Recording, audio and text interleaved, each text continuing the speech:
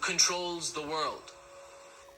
Well, I did a master's thesis back in 1991, Zane, and it was when the U.S. was planning the Gulf War, and it was called A Political Economy of Middle East Oil, the GCC, a Regional Resource Security System for the Regime of International Capital Accumulation.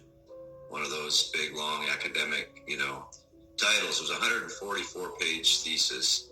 I wanted to find out who owned the oil companies that were involved in the Middle East, and everybody knew Iraq was about oil.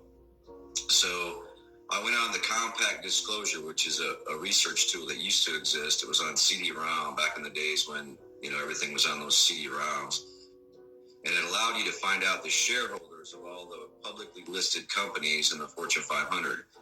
And so I researched it, found out, and it turns out all these big oil companies, what I call the Four Horsemen, which is ExxonMobil, Royal Dutch Shell, BP Amoco, and Chevron Texaco, were owned by the same banks. So then I thought, well, we better find out who owns the banks, because whoever owns the banks actually owns the oil companies. So then I sent letters to the Treasury Department, the Comptroller of Currency, the Federal Reserve, and I got all these letters back, and they were classified under Freedom of Information Act requests, and I was denied access to the information on the bank holding company ownership based on national security. So I completed this thesis in 144 pages, and I just graduated. I kept going, and I studied another 15 years, really. Traveled to 50 countries, read a lot of newspapers, read over 100 books on the subject. And I came to the conclusion that these bank holding companies are owned by 8 families that own 52% of our New York Federal Reserve. The Federal Reserve is the private banking cartel that issues currency that's not really a U.S. dollar, it's a Federal Reserve note. So the New York Fed is the only bank that really matters. And these 8 families actually have 52% ownership. And those 8 families are Rothschild, Rockefeller, Goldman Sachs, Kuhn Loeb, Warburg, Lazard, Israel, Moses, Saif, and Lehman, which is now kind of merged with the Oppenheimer family interests. And there are other families, of course, who are prominent, but these are the main families. Dean, what is the brief history of these families and their background? Yeah, well, my research has these families, you can trace their lineage actually all the way back to Samaria. The Sumerian clay tablets, which have been unearthed along the Tigris and Euphrates River Delta down by Basra in Iraq. At first, they were just taken as these metaphors and this kind of crazy talk by the Sumerians, but Zecharia Sitchin came along and he began to translate these literally. And they told about these Anunnaki who came to Earth and occupied them and herded them into agriculture and began the cities of Ur and Babylon. And apparently some of these bloodlines from these families were part of this. They then moved to Egypt, sort of usurped the pyramids from the Moors who probably built them. The Sphinx, for example, was already there. They topped them off. These were probably free energy devices, actually, that people before were using. They went on then to the city of London. But before that, they stopped at the Roman Empire, and they were run out by the Moors out of Egypt. Before they did, they started the Grand Lodge of Cairo and stuff. They fled to Spain, battled with the Moors again, ran them out, started the slave trade, eventually found their way to London. Meanwhile, the Roman Empire was financing the Knights Templar, the Knights of St. John, and these different crusaders who really started the concept of banking. When they had the fleets of ships, they charged pilgrims to the Middle East, Holy Land, exorbitant fees to go there, got them in debt, created the whole concept of credit, really. Up until that time, even the Christians banned usury. So they started the banking system. Then they went around the world and they pilfered indigenous cultures, all the gold, the diamonds, the treasures, along with all of their spiritual knowledge of reality. And they used that wealth to build up the Roman Empire. And they became known as the Black Nobility. And these were the Genoese and Phoenician bankers from the old days. Well, so it's these Sephardic Jews that moved into London then intermarried with what they call the Crown. And this whole entity is really known as the Crown now. And that's the Black Nobility, and along with the Sephardic Jews who began their careers as Hofjuden court Jews to the crown.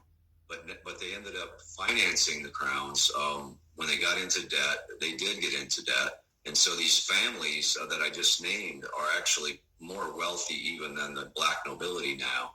But they are also very wealthy. Dean, how are these families able to control the web of power you just mentioned and described?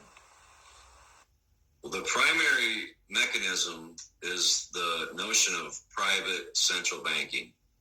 Again, our entire history as humankind, the Sumerian tablets talk about how they were forced into agriculture. Before that, we were all hunter and gatherers. There was no class system.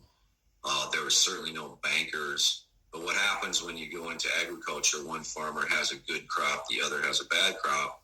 So he borrows some wheat from the other farmer. Thus begins the rise of this banker relationship to the masses. They used Babylon and Ur as the testing grounds for this because the Sumerians were feeding these cities. And so they realized that if they could become the owners of the banks, that they could do pretty well. And of course, they had this money starting a long time ago, so it's built up over the years. And this private banking system works with this fiat currency, where they're allowed to issue 10 times what they actually have on deposit. And so they basically loan out money, get countries, entire nations, entire regions, individuals in debt. And then they use the money that comes in and they lend it out again at 10 times. And so it's just they've learned that this issuing pretty much money out of nothing. And not only that, but they have, for example, in the United States with the Federal Reserve private banking cartel, the Treasury and the Bureau of Engraving and Printing even pay for the paper and the coinage. So they don't even pay for that. They just literally get this free right to issue money into the ether, and then building up the debt is how they keep control over the whole thing. The United States has a $24 trillion debt at this point. And a lot of people think it's to the Chinese or Japanese or Saudis, the Kuwaitis. And some of it is, maybe $1 billion each, right? But most of that 24 billion, let's say about 20 trillion of it is actually owed to these banking families. And they've done that to every country in the world. And they've by doing that, they can then impose austerity measures. And most of these austerity measures involve the handing over of real assets based on this phony debt, like land, like industries. Example, Mexico 1995 debt crisis. The way that debt equity swap worked was the bankers forgave the debt, negotiated by JP Morgan Chase, the whole thing, which is a Rockefeller bank. And then we go in and get the cement company. We go in and get the railroad, the entire railroad of the state of Mexico, which is state-owned, is now privatized and owned by Burlington Northern Santa Fe, which is owned by Warren Buffett and these same people. And so they learned that the central bank, if they could control all the central banks, they could control the world. Rothschild himself, Myron Amstel Rothschild said, I care not who controls the country, it's so long as I control its currency. And that's the other thing they do is they manipulate the value of currencies according to what they need and from where.